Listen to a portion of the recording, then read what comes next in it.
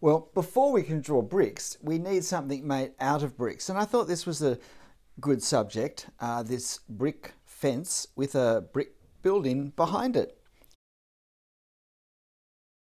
What was interesting when I was doing this fence was how difficult it was to get the angles right. See, this is a street that slopes downhill.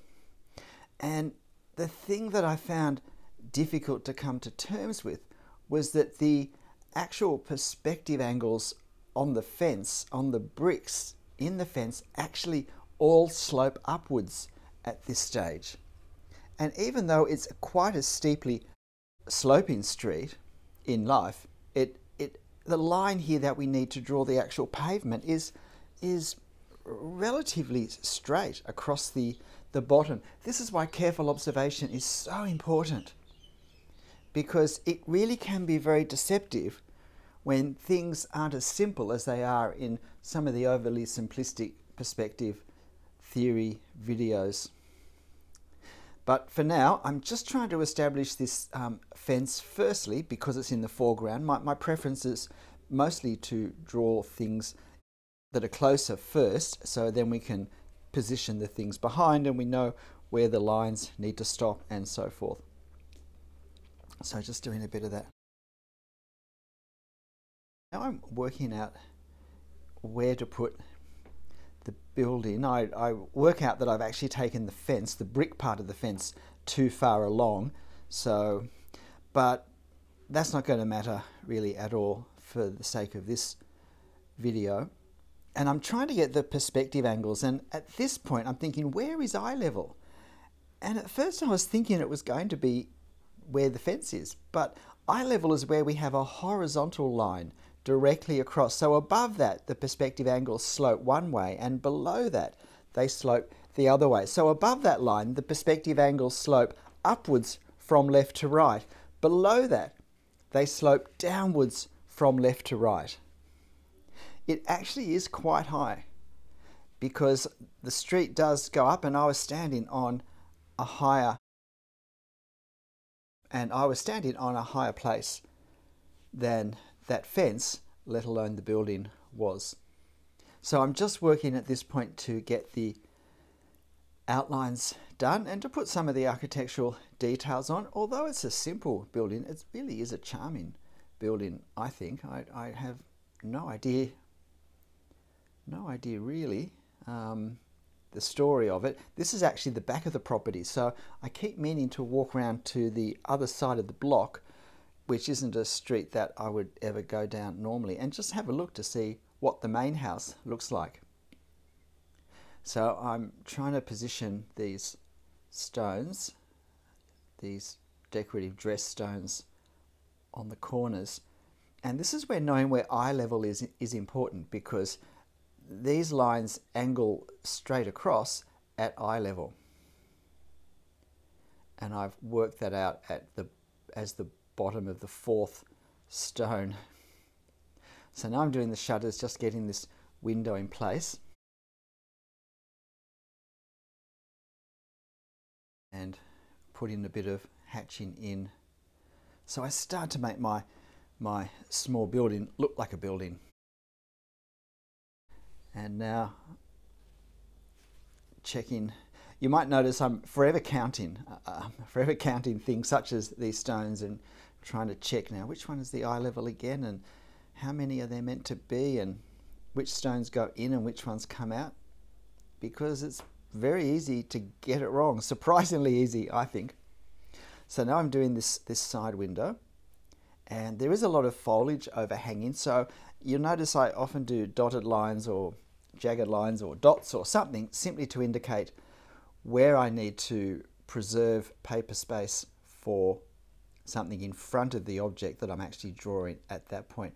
So very quickly, I've sped this part up even more, just putting this darkness in next to the cottage, or next to the building anyway.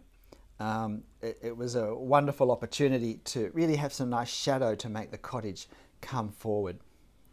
And there's a jacaranda tree in flower, so it's a tricky tree to draw. At this point, it's just got its purple flowers out.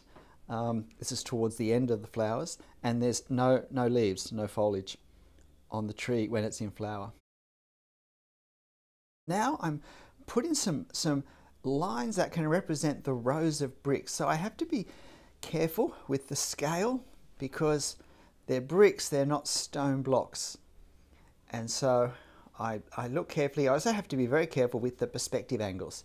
I didn't get all of them right the first time, but I sort of correct them. I hold the pen down at quite an angle so that the nib's not in full contact with the paper.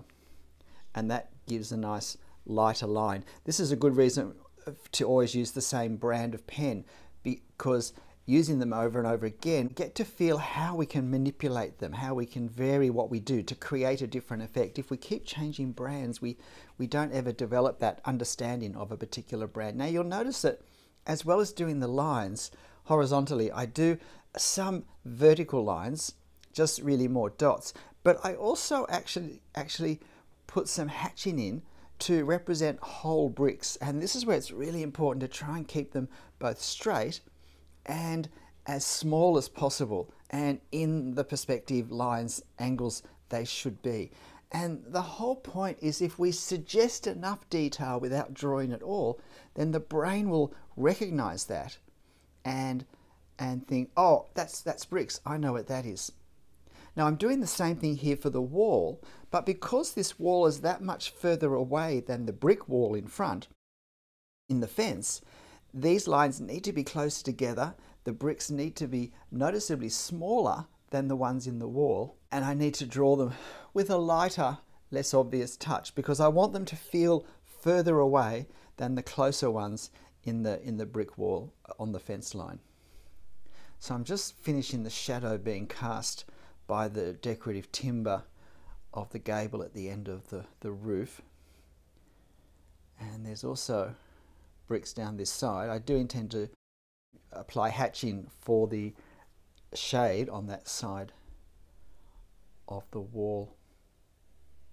So now I'm just finishing this end piece, some shadow that's being cast on the end of the building, and probably overdid the little specks a bit. I stopped and then went back to it. I think I went a bit far in that section above the window. So now I'm just doing some actual bricks to, in some ways, minimize the impact of all the specks. And now really from this point on, mostly just finishing the details off and getting some nice dark hatching lines in this space here up the driveway. I left out the wrought iron gates at this point. They're not really very central to the point of this. I like to hatch with vertical lines, but look what I'm doing here. I am still doing cross lines, but I'm crossing them at not a very great angle, and I find that still gives me a nice vertical line effect, but it also applies more tone, more tonal value to the area than just trying to do straight lines, where invariably some bits get very dark and some bits stay frustratingly white. A similar effect with the slate tiles on the roof as I did for the bricks, and now just adding a little more depth to this jacaranda, well, not foliage, the flowers, jacaranda flowers. But I'm really not wanting to go overboard with that now. I'm just suggesting the tree because it's a nice balance to everything else. And that's pretty much it. Why not have a go drawing this? You'll find the reference on my YouTube channel community page, and you can print a copy off and explore my technique of drawing bricks and see if you can't make it a useful technique for you to use when you're drawing bricks. The important thing is not to get caught up drawing every single brick unless you're really happy to do that as a drawing style. G'day, I'm Stephen Travers. Look, I hope you found this interesting and helpful, and I hope you give it a go. But look, whatever you're drawing and however you're drawing it, bricks or no bricks, make sure you have fun. I'll see you next time. Bye.